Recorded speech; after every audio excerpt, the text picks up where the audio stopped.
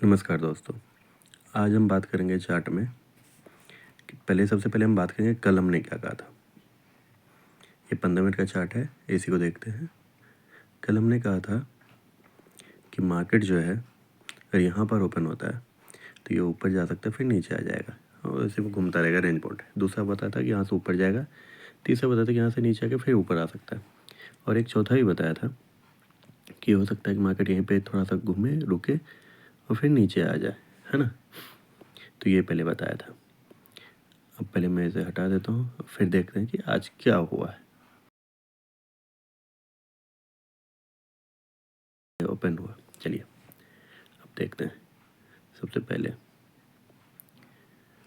पहले तो इसे बड़ा कर लेते हैं जो साफ साफ दिखे। अब देखिए मार्केट जो है 25,960 के आसपास ओपन हुआ है ना, 25,950 पे। ठीक है, 25,950 पे ओपन हुआ। पहले ये ऊपर जाता है और अपना गैप अप मतलब गैप डाउन जो था उसको फील करने की कोशिश करता है, और हालांकि पूरा नहीं करता लेकिन थोड़ा सा करने की कोशिश करता है, और फिर वापस नीचे आता है और एक नेगेटिव सा कैंडल बना देता है।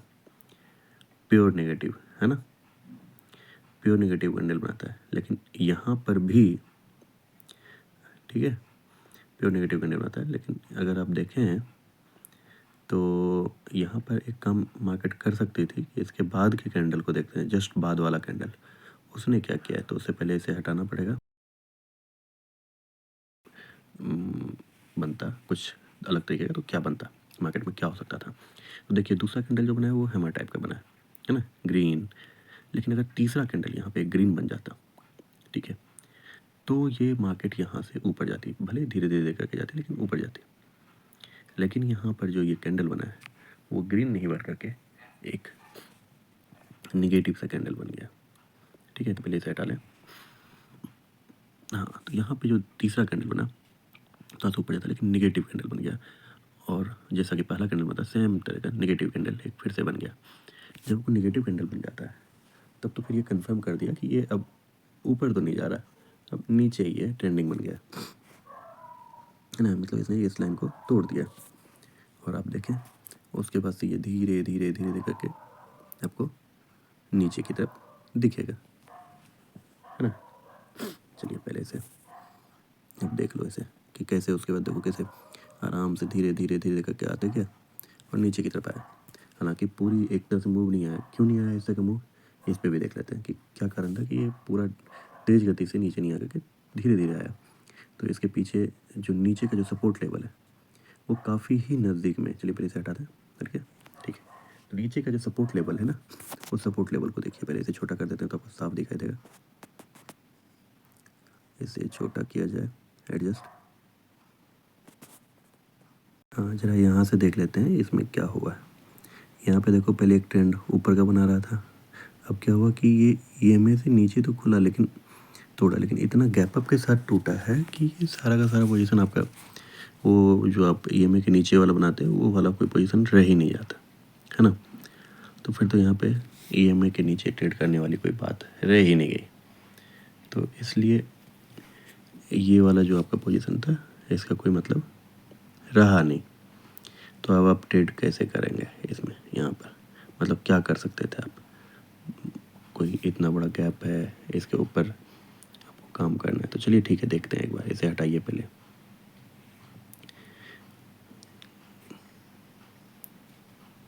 चलिए देखें फिर आगे। पहले चार्ट को पहले एडजस्ट किया जाए।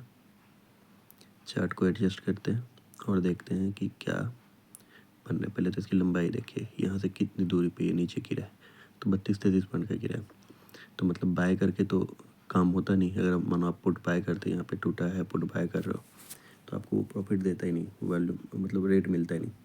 तो आप यहाँ पे सेल करके ही कर सकते थे। जब पूरे दिन सेल करके बैठो तो आपको एक रेट थोड़ा सा प्रॉफिट मिल जाएगा, लेकिन इस तक नहीं था क्योंकि 850 का जो लेवल था ना, 25,850 वाला, ये लेवल को इसने सपोर्ट माना और वहाँ को तोड़ा नहीं, और इसी कारण से ये रेंज बाउंड बना दिया, एकदम छोटा सा रेंज बाउंड 922 से 850 के बीच में।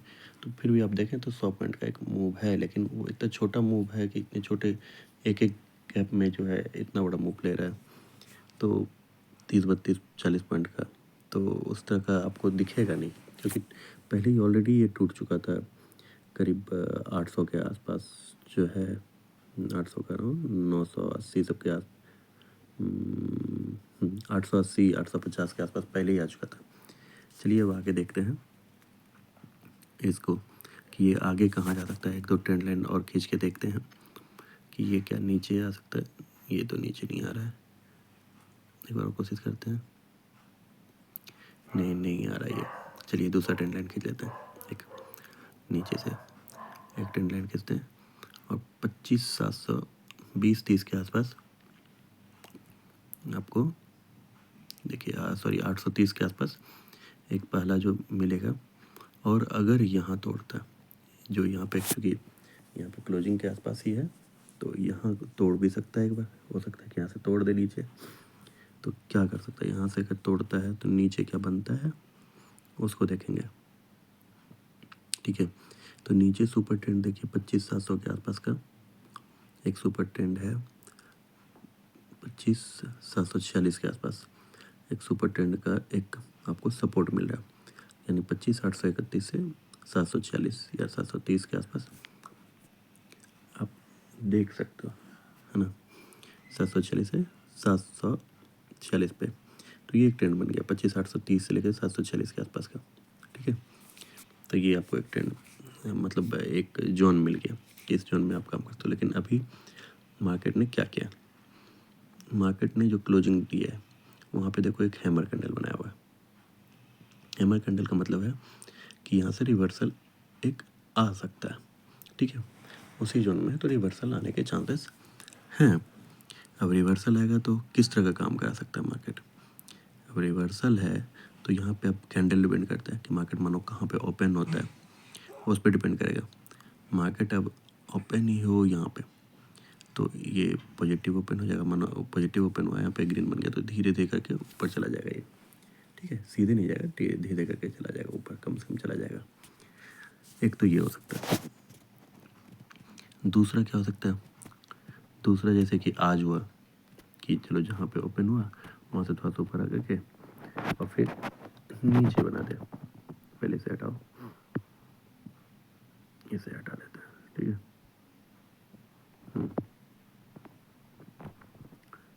तो अब यहाँ पे क्या करें कि ये मान लो कि यहाँ पे ही ओपन हुआ और उसके थोड़ा सा ऊपर जाके फिर नीचे आ गया, जैसे कल का कैंडल बना था। तो फिर तो यहाँ पे आकर रुक करके फिर नीचे तोड़ देगा। ठीक है, एक तो ये भी है। और या फिर यहाँ पे आकर के फिर उसके बाद एक पॉजिटिव बनाता है, तो फिर अब लेकिन इस तरह की चीज़ें बनती है तो ये नेगेटिव बनेगा। नेगेटिव बनेगा तो नीचे ही जाएगा, फिर अपना वो 700 वाला जो 740 वाला जो था वो एक्टिव हो जाएगा। ठीक है, दो ये हो गया। और तीसरा ये हो सकता है कि मान लो कि गैप अप ही ओपन हो गया, गैप अप ओपन हो गया और 888 सबके आसपास ओपन हो गया, तो ये क्या करेगा कि पहले तो गैप अप या तो फिल करने नीचे आएगा, नहीं तो फिर वहाँ से ऊपर निकलता चला जाए और जोन के ऊपर जाके फिर टका के या तो वहाँ पर रुक के ऊपर निकल जाए या फिर वहाँ से रिटर्न मार के जोन के अंदर ही घूमने लगे। दो तरह की चीज़ें, तो जोन पे जाके रुकना है, वहाँ से ऊपर जैसे तोड़ लगता है तब फिर बाय करना है।